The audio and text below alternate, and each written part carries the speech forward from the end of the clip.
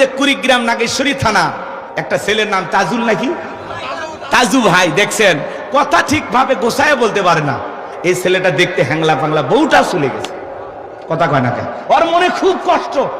এই ছেলেটারে নিয়ে অনেকে টল করে, অথচ এই তাজুল এখন সুপার হিরো হয়ে গেছে। কথা কন, যে যারে নিয়ে মানুষ টল করতেছে সে এখন এলাকার মধ্যমণি হয়ে গেছে। করছে আমি কুড়িগ্রাম নাগেশ্বরী নারায়ণপুর ইউনিয়ন থেকে আমি আপনাদের ভাই তাজু বলছিলাম, দেখেন আমাদের ভাঙ্গা রাস্তা, কিভাবে বাচ্চা কাচ্চা স্কুলে যাবে। এই কথাগুলো বলে বলে এলাকার রাস্তাঘাট, দুঃখ দুর্দশা, বিদ্যুৎ নাই, নানান কথাই তাজু ভাই তুলে ধরে ভাইরাল হয়ে গেছে। সারা পৃথিবীর মানুষ তারে চেনে, প্রশংসা করতেছে। বিভিন্ন মিডিয়ার লোকজন যায়, সাংবাদিকেরা যা প্রশ্ন করতেছে যে ভাই আপনি তো কথাই বলতে পারেন না, তো সাংবাদিকতা করেন কেন? তখন বলতেছে না, আমি তো রাজমিস্ত্রির কাজ করি, পাশাপাশি এলাকার কোথায় কি ভেঙে গেছে, কোথায় কি সমস্যা, এগুলো আমি একটু তুলে ধরে ভিডিও বানাই, এজন্য মানুষ আমাকে নিয়ে টল করে। ছেলেটা খুব কান্না করলো। আগে তো পোশাকও ঠিকঠাক ছিল না, মানে যে কোনো পোশাক পরে কাদর মধ্যে দেখা যাচ্ছে ওই নদীর ধার, চর এলাকা।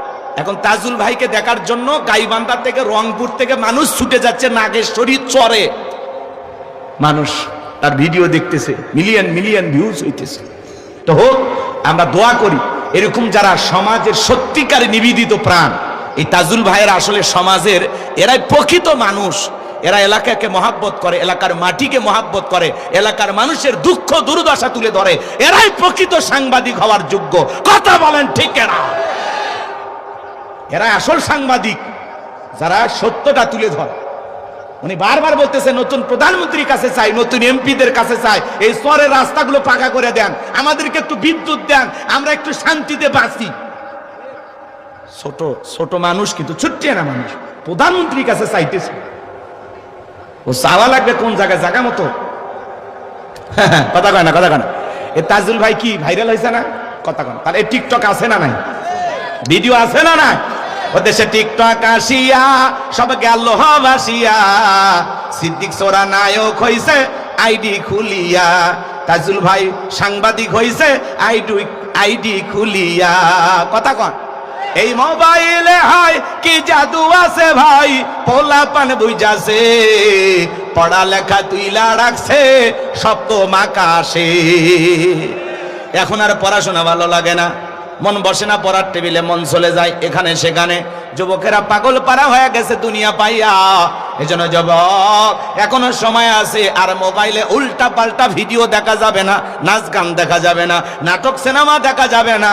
নিজেদেরকে সংশোধন করার দরকার আছে না? না, যুব সমাজকে আল্লাহ তাআলা এই মোবাইল নামের ভাইরাস থেকে দূরে থাকার তৌফিক দান করুন। জোরে বলুন আমিন। আর একটু জোরে কোন আমিন। আপনাদের এলাকায় কেউ টিকটক ভিডিও বানায় নাকি? শনিবার মঙ্গলবারে বিয়ে করা হয় না, এগুলো ধারণা করা যাবে না। হাত চুলকাইলে টাকা আসে, বাপরে বাপ। 3 দিন ধরে হাত চুলকে এক জায়গায়, দেখি তো টাকা কোন দিক দিয়ে আসে। ফাজলামি করার একটা লিমিট থাকে। কথা কন না গা। এরপরে পা চুলকাইলে নাকি বেড়ানে যাওয়ার কথা। কি ফাজলামি! এরকম আছে আপনাদের এলাকা? হাত চুলকাইলে টাকা আসে, পা চুলকাইলে ঘুরতে যাওয়ার কথা মনে হয়। কি ধারণা, বাপ রে বাপ! এরপরে নতুন বিয়ে করে বউ যদি নিয়ে আসে, সেই বউ চা বানাইতে গিয়ে যদি হাত থেকে কাপটা পরে ভেঙে যায়, বলে একটা অলক্ষণে বউ আসছে। আছে না নাই? অলক্ষণ কুলক্ষণ বলে ইসলামের ভিতরে কিছুই নাই। কথা বলেন ঠিক কিনা? এটা একটা দুর্ঘটনা। এই ঘটনা শাশুড়ির হাত থেকে ঘটতে পারত, ননদের হাত থেকে ঘটতে পারত। একটা চায়ের কাপ ভেঙে গেল, একটা গ্লাস পড়ে ভেঙে গেল, এর দ্বারা একটা মানুষের তকদির নির্ধারণ করা যায় না। কথা বলেন ঠিক কিনা? ছোট বাচ্চার কপালে টিপ দিয়ে দেয়, আছে না নাই? পায়ে টিপ দিয়ে দেয় কেন? কয় বদ নজর থেকে বাঁচার জন্য। আছে না নাই? বলেন তো, এরকম সমস্যা আমাদের সমাজে আছে না নাই? বলেন তো, তকদিরের ভালো মন্দ সব কার কাছে? এ বাজান গো আমার, কিছু কিছু মানুষ আবার জ্যোতিষীর কাছে যা হাত দেখায়, টিয়া পাখির কাছে হাত গণনা করে। কথা কন না কেন? এক আংটিতে সব সমস্যার সমাধান। বিদেশে যেতে পারছেন না, মামলায় হেরে যাচ্ছেন, বউ কথা শোনে না। আসুন, একটি আংটি ব্যবহার করুন, জীবনের সব সমস্যার সমাধান এক আংটিতে। আরে ভাই, এক আংটি দিয়ে যদি এত সমস্যার সমাধান হয়, গরিব বড় লোক হয়ে যায়, বিদেশে যাওয়া যায়, লটারির টিকিট পাওয়া যায়, এত কিছু যদি আংটি দিয়ে পাওয়া যায়, ওর আংটি তো বিক্রি করার অ্যাডভাইস করা লাগতো না। ও সব আংটি, পায়ে 10টা হাতে 10টা 20টা আংটি ব্যবহার করে বিশ্বের 1 নম্বর ধনী হয়ে যেত। আপনাকে আমার বোকা পাইছে, বোকা। আমরা বিশ্বাস করি। আমাদের এলাকায় এক কবিরাজ আছে, এক মহিলা গেছে, যা বলতেছে, হ্যাঁ তোর স্বামী তো তোরে ভালোবাসে না, বাসবে কেমনি, অন্য আর একটা মেয়ের সাথে সম্পর্ক, এ ব্যাপার তোর স্বামীর এসে তাবিজ করেছে, তোর স্বামীর বালিশের নিচে তাবিজ আছে, সে নানান কথা বইলা মহিলারে দেশে পাগলি বানায়া। মহিলা তো বাড়িতে আইসা বাপ রে বাপ স্বামীরে ঝাড়া শুরু করছে। ঝাড়া মানে বোঝেন তো, গালিগালা শুরু করছে, রাগারাগি শুরু করছে, যা খুশি তাই বলতেছে। স্বামী বলে, সব কথা বুঝলাম, কবিরাজের ঠিকানা দে। কার ঠিকানা দে? কবিরাজের ঠিকানা দে। এইবার কবিরাজের ঠিকানা নিয়ে চলে গেছে। যা বলতেছে, কবিরাজ সাহেব হাতটা দেখেন। হাত দেখতেছে, কথা কন, হাত দেখতে দেখতে 1-2 মিনিট পার না হতে ওই হাত দিয়ে মারছে ঠাস করে কবিরাজের গালে থাপ্পড়। থাপ্পড় গায়ে কবিরাজ গাল এরকম নাচতেছে, বলছে, বাবা আমার কি অন্যায়, বেয়াদব বেটা ভণ্ড, তুমি ভাগ্য গণনা করে মানুষের ভবিষ্যৎ বলে দাও, আমার সংসারে কেসার লাগায় দিয়েছো, আর 2 মিনিট পরে তুমি নিজে থাপ্পড় খাইবা।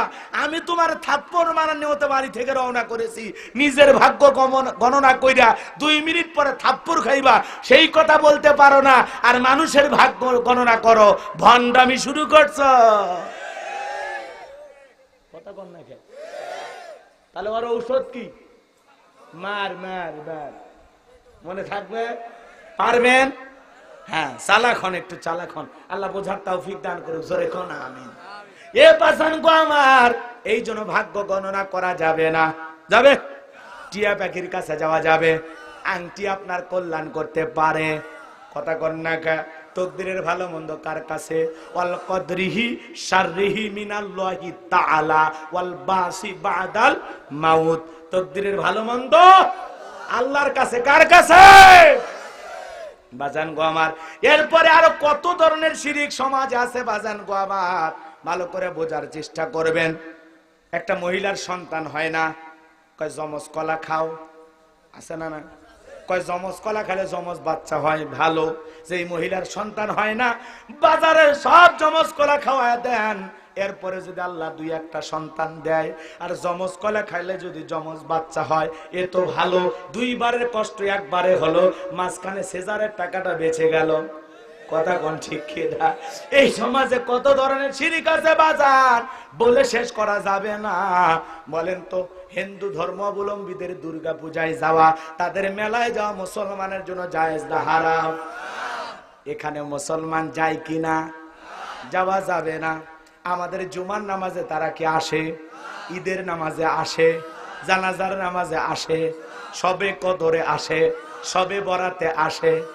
এ বাজান গো আমার, এক হাটে বাজার করি, আজান দিলে আপনি মসজিদে যান, অন্য ধর্মাবলম্বী যায় না, একসাথে জায়গায় বসে গল্প করেন, কিন্তু আপনার ঈদের অনুষ্ঠানে তারা আসে না।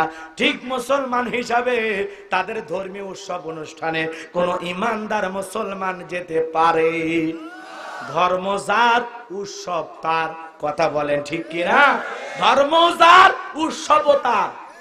অন্য ধর্মাবলম্বীরা, মুসলমানেরা যেই জনপদের নেতা হবে, তারা কতটা নিরাপদে থাকবে জানেন? তাদের নিরাপত্তা দেওয়া মুসলমানের ইমানি দায়িত্ব। মুসলমানের কর্তব্য অন্য ধর্মাবলম্বীরা যেন নিরাপদে স্বাধীনভাবে তাদের সব কাজ করতে পারে। কথা কন না? ডিমের ভিতরে কুসুম যতটা নিরাপদ, মায়ের কোলে দুধ পান করা শিশু যতটা নিরাপদ, অন্য ধর্ম অবলম্বীরা, মুসলমানেরা যে এলাকায় ক্ষমতায় থাকবে, তার চাইতে বেশি নিরাপদে থাকবে। কথা বলেন ঠিক কিনা? ইসলাম এমন একটা ধর্ম, ইন্নামা আনতা মুযাক্কির লাস্তা আলাইহিম বিমুসাইতির। নবী আপনার দায়িত্ব মানুষকে উপদেশ দেয়া, কাউকে লাঠি চার্জ কইরা জোর কইরা মুসলমান বানানোর দরকার নাই। তার মানে কি আমাদের কাজ হলো দাওয়াত দেওয়া, কে কবুল করলো কে করলো না এ ব্যাপারে আমরা কাউকে জোর জবরদস্তি করতে পারবো না। ইসলাম শান্তির ধর্ম, লা ইকরাহা ফিদ্দিন, ধর্ম নিয়ে কোনো জবরদস্তি নাই, কোনো বাড়াবাড়ি নাই। আল্লাহ বোঝার তৌফিক দান করুক, জোরে বলেন আমিন। আর আমাদেরকে বলা হয় আমরা নাকি উস্কানিমূলক বক্তব্য দিই। ধর্মীয় সম্প্রীতির ব্যাপারে আমরা যে আলোচনা করি, এদেশের মানুষকে আমরা যেভাবে বুঝানোর চেষ্টা করি, আপনারা ওই সেমিনার কইরা আর ওই সংবাদ সম্মেলন কইরা টকশো কইরা জাতিকে বুঝাইতে পারবেন না।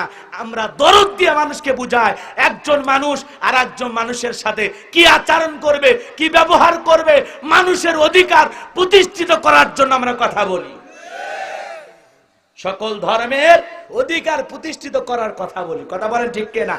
আল্লাহ বোঝার তৌফিক দান করুক, জোরে বলেন আমিন। আর আমাদের দিকে বাঁকা আঙ্গুলে বাঁকা নজরে কথা বলা হয়, ভুলে গেছেন মনে হয়। তাহলে শিরিক করা। লুকমান হাকিম তার কলিজার টুকরা সন্তানকে জানায় দিলেন, কি জানায় দিলেন ভুলে গেছেন মনে হয়। কি বললেন? ইয়া বুনাইয়া লা তুশরিক বিল্লাহ,